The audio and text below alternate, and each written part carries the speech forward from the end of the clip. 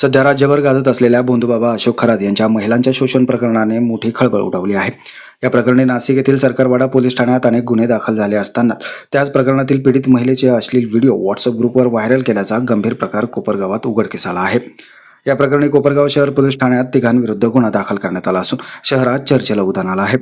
पोलिसांकडून मिळालेल्या माहितीनुसार राहुल गंगाधर शिंदे राहणार कोपरगाव यांनी दिनांक 25 मार्च रोजी BMW या व्हॉट्सअप ग्रुपवर संबंधित पीडित महिलेचा व्हिडिओ शेअर केल्याचा आरोप आहे. तपासादरम्यान हा व्हिडिओ योगेश पंढरीनाथ आढाव राहणार कोपरगाव यांनी राहुल शिंदे यांना पाठवल्याचं समोर आलं आहे. तसेच योगेश आढाव यांना हा व्हिडिओ त्यांचा मित्र संदीप गर्जे राहणार माजलगाव जिल्हा बीड यांनी पाठवल्याचंही पोलीस तपासात निष्पन्न झाल्याची माहिती आहे.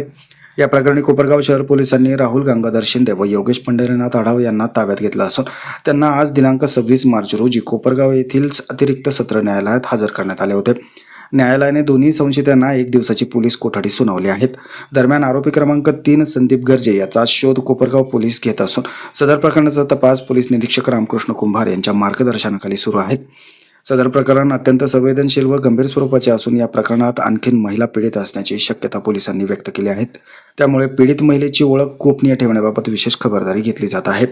शेवटी पोलीस प्रशासनाने नागरिकांना आवाहन केले आहे की संबंधित प्रकरणातील अश्लील व्हिडिओ कोणीही सोशल मीडिया किंवा इतर प्लॅटफॉर्मवर शेअर किंवा व्हायरल करू नये. असं केल्यास संबंधितांवर कायदेशीर कारवाई करण्यात येईल असा इशारा देण्यात आला आहे.